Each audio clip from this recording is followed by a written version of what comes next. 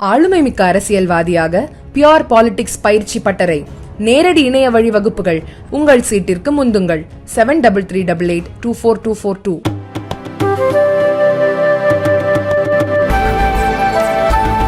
கிருஷ்ணகிரி மாவட்டத்தில் தனியார் பள்ளி என்சிசி பயிற்சி முகாமில் மாணவிகள் பாலியல் துன்புறுத்தலுக்கு ஆளான வழக்கில் இதுபோன்ற குற்றங்களை தடுக்க சாணக்கியா நேர்காணலில் கூறப்பட்ட கருத்துக்களையே முதல்வர் பிறப்பித்த உத்தரவுகளும் பிரதிபலித்திருக்கிறது.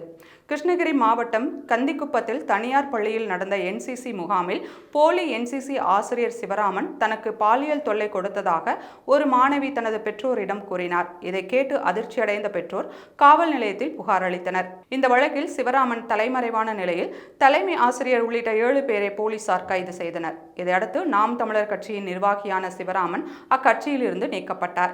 போலீசாரின் தேடுதலில் தப்பியோட முயன்ற சிவராமனை கால் உடைந்த நிலையில் போலீசார் கைது செய்தனர்.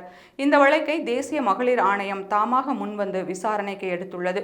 இந்த வழக்கில் இதுவரை எடுக்கப்பட்ட நடவடிக்கை குறித்து தமிழக முதல்வர் ஸ்டாலின் தலைமையில் ஆலோசனை கூட்டம் நடந்தது. கூட்டத்திற்கு பிறகு ஸ்டாலின் இந்த வழக்கில் விசாரணையை விரைந்து முடித்து 60 நாட்களுக்குள் குற்றப்பத்திரிகை தாக்கல் செய்ய வேண்டும், சம்பந்தப்பட்ட அனைவரின் மீதும் நடவடிக்கை எடுக்கும் வகையில் ஐஜி பவானீஸ்வரி தலைமையில் சிறப்பு புலனாய்வு குழுவை அமைக்க வேண்டும், இனி இதுபோன்ற சம்பவங்கள் நடைபெறாமல் தடுப்பது குறித்து ஆய்வு செய்து பரிந்துரைகளை வழங்க சமூக நலத்துறை செயலர் ஜெயஸ்ரீ முரளிதரன் தலைமையில் பல்நோக்கு குழு அமைக்க வேண்டும் என்று உத்தரவிட்டுள்ளார்.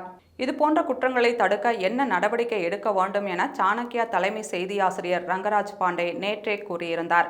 இதுகுறித்து நேர்காணலில் அவர் கூறுகையில், இந்தியாவில் கடும் குற்றங்களுக்கு மரண தண்டனை விதிக்கப்பட்டு பல ஆண்டுகளாகிவிட்டது.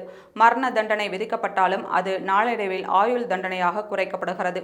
எனவே தண்டனைகள் மீண்டும் கடுமையாக்கப்பட வேண்டும். மேலும் விசாரணை விரைவாக முடிக்கப்பட வேண்டும். இதற்காக வழக்கறிஞர்களும் காவலர்களும் தங்கள் பணிகளை சரியாக செய்ய வேண்டும். ஆண்களுக்கு பெண்களிடம் எவ்வாறு நடந்து கொள்ள வேண்டும் என்பது கற்பிக்கப்பட வேண்டும் என்று கூறியிருந்தார்.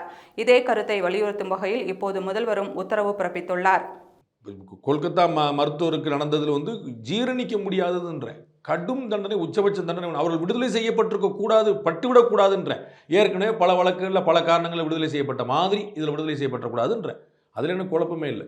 கூடவே பக்கத்து வீட்லையும் திரும்பி பார்க்க சொல்ல, அங்கே பார்க்குறோமே இங்கேயும் திரும்பி பாருங்க. அப்போ நம்முடைய பார்வையே மாறா இருக்குன்ற.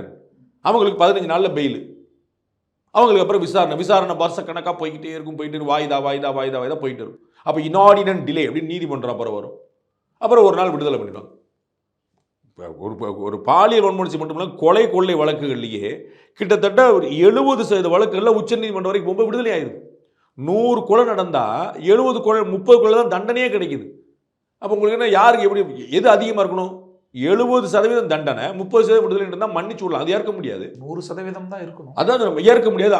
இப்போ ரிவர்ஸில் இருக்கு. நீங்கள் கேட்டு பாருங்க 4 பேர்கிட்ட.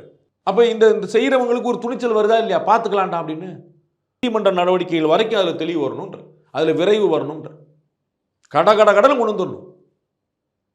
நீங்கள் மகளிருக்குன்னு தனி நீதிமன்றங்கள் இருக்குது, லஞ்சத்துக்கு ஊழலுக்கு தனி, எல்லாம் விரைவு நீதிமன்றங்கள் தனி, ஃபாஸ்ட் ட்ராக் கோர்ட் எல்லாம் சொல்லுங்க. என்ன நடக்குது? எந்த கேஸ் 20 வருஷத்துக்கு முடியுதா? அப்போ நீதிமன்றங்களும் ஒரு உடும்பு பிடிச்சி நீங்கள் ஒரு பண்ணாதான் அடுத்தடுத்து நகர்த்த முடியும். காவல்துறை அவங்க வழக்கறிஞர்களை குத்தம் சொல்ல, வழக்கறிஞர்கள் நீதிமன்றம் சொல்ல, நீதிமன்ற அரசை சொல்ல, அரசு மக்களை சொல்ல, இப்படியே சுற்றிக்கிட்டு இருந்தால் பாதிக்கப்பட்டவர்கள் என்ன நீதி? கொலைக்கு மரண தண்டனை இந்தியாவில் சட்டம் இருக்குது, சரிங்களா? கொலை இன்னைக்கு நடந்திருக்கா, நேற்று நடந்திருக்கா, டெய்லி நடந்திருக்கா? மரண தண்டனை எப்போ நிறைவேற்றுச்சு? என்னுடைய கேள்வி நல்லா உள்வாங்கி. சமீபமாக நிறைவேற்றப்படுறது இல்லை சார். அவ்வளோதான். அதுவே ஒரு பெரிய டிஸ்கஷனில் இருக்கு. என்ன டிஸ்கஷன் வேண்டி கிடக்கு? செத்த பொண்ணு உங்களுக்கு இனிக்குது, உங்களுக்கு கொண்டவனை தூக்கில் போகிற கசக்குதா? அவன் கொலை பண்ணான், கழுத்தை நெரிச்சு கொலை பண்ணானே, உங்களுக்கு இனிச்சுதாப்ப? அது ஒரு உயிர் இல்லையா? கொலைக்கு கொலை தீர்வான்னு கேட்பான். கொலைக்கு என்ன தீர்வு? கொலைக்கு பரிசு கொடுப்போமா? தீர்வார் மனம் திரும்பி வந்துடுவான். முன்னாபா MBBS மாதிரி நம்ம கட்டி பிடிப்போம், அரவணைச்சு ஒரு வைத்தியம் கொடுப்போம்.